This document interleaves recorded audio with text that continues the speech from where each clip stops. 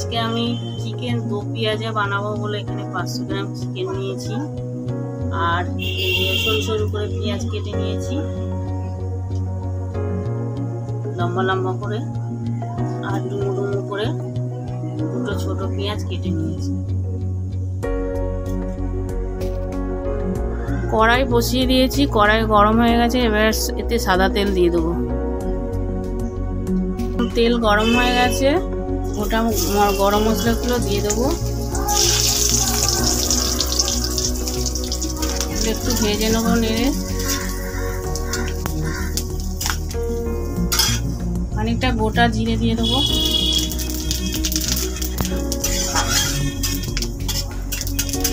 এটা লাল লাল করে ভাজা হয়ে গেছে। কুচানো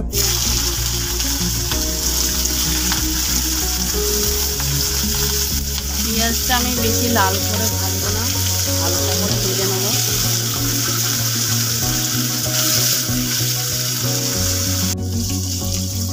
একটু নুন দিয়ে দেবো যাতে তাড়াতাড়ি পেঁয়াজটা নরম করে ভাজা হয়ে যায়।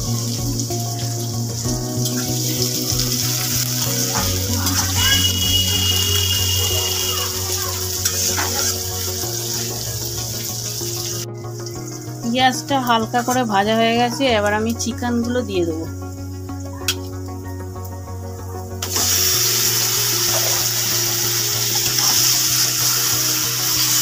চিকেনটা একটু নেড়ে ভেজে নেব।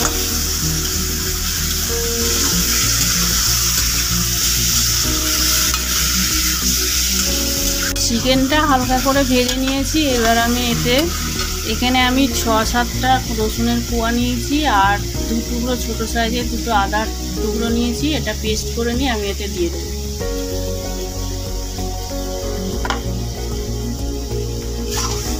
এটাকে একটুখানি ভেজে নেবো যে আদা রসুনের কাঁচা গন্ধটা চলে যাওয়া পর্যন্ত।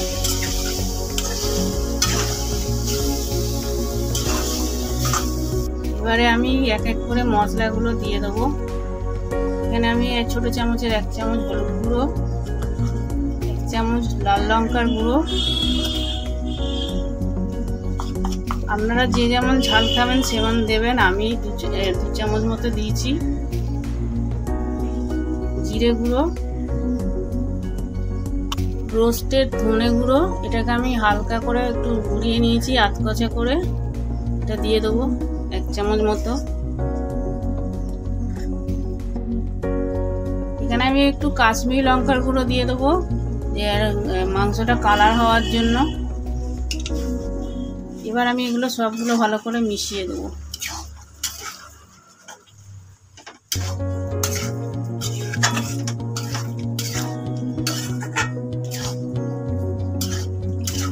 চিকেনটা ভালো করে কষানো হয়ে গেছে, এবার আমি এখানে 1 চামচ মতো টমেটো সস দিয়ে দেবো।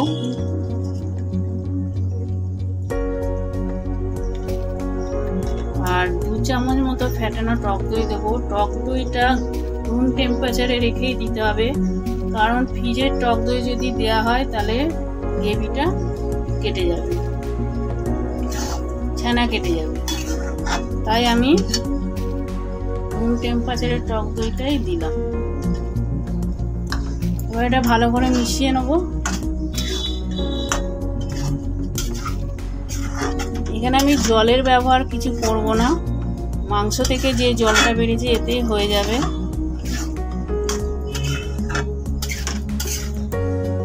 আমি এবার নুন দিয়ে দেবো, এর মধ্যে 1 চামচ মতো নুন দিলাম আর কোচানো পেঁয়াজগুলো দিয়ে দেবো।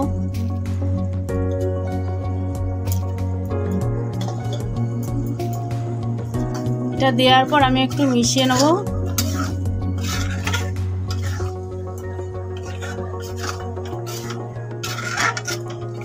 এই পর্যায়ে আমি আঁচটা একটু লো ফ্লেমে রেখেই করব।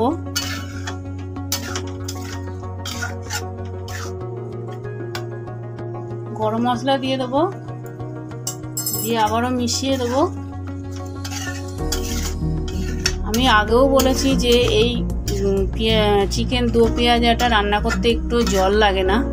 আপনারা চাইলে যদি মনে করেন যে একটু গ্রেভি বেশি থাকবে তাহলে আপনারা মনে করে গরম জল করে দিতে পারেন, কিন্তু আমি দিইনি। আমার এতেই হয়ে গেছে। এতে পেঁয়াজ আর এর থেকে প্রচুর জল বেরিয়েছে চিকেন থেকে, আমার এই জলেই হয়ে গেছে। এবার আমি 5 থেকে 7 মিনিট চাপা দিয়ে দেবো, আর গ্যাসের ফ্লেমটা লোতেই থাকবে, চিকেনটা ভালো করে সেদ্ধ হয়ে যাবে। 5-7 মিনিট বাদে আমি এটা চিকেনটা খুলে দেখে নেব।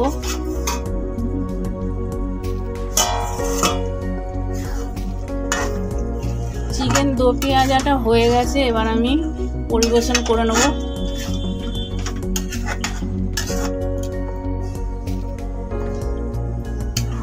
এই চিকেন দো পেঁয়াজাটা লুচি, পরোটা, নান, তারপর লাচ্ছা পরোটার সঙ্গে অসাধারণ খেতে লাগে।